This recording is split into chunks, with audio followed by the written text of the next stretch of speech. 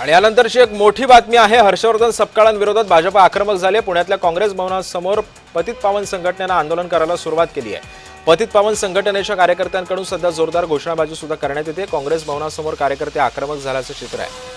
हर्षवर्धन सपकाळांनी काल छत्रपती शिवाजी महाराजांबद्दलचं जे आक्षेपार्ह वक्तव्य केलेलं होतं, याच विधानाच्या विरोधामध्ये सध्या पतित पावन संघटना आक्रमक झालेली आहे। पुण्यातल्या काँग्रेस भवनासमोर पतित पावन संघटनेचं आंदोलन सुरू आहे।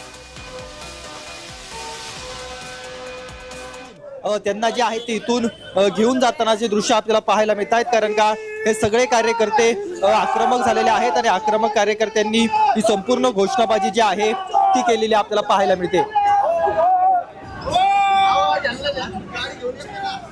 या सगळ्या कार्यकर्त्यांना आता पुणे पोलिसांनी जे आहे ते गाडीमध्ये बसवलेलं आहे। हे सगळे कार्यकर्ते गाडीमध्ये बसून यांना जे आहे ते घेऊन जात आहेत।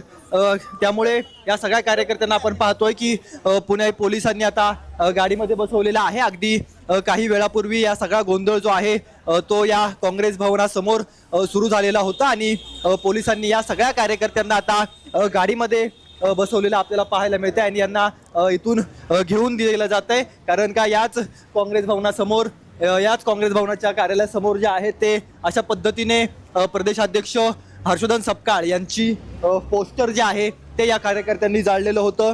त्यामुळे काँग्रेस भवनाला पुणे पोलिसांनी जे आहे आता या गेटला देखील कुलूप लावलेला आहे आणि अगदी थोड्या वेळामध्ये भाजप देखील आक्रमक झालेला आहे।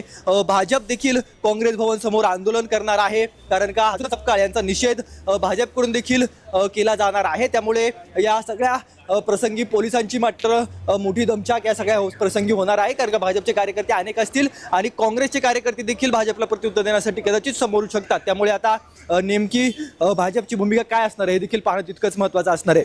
कॅमेरा पर्सन दीप मिश्रासह रोहन कदम, जय महाराष्ट्र न्यूज, पुणे।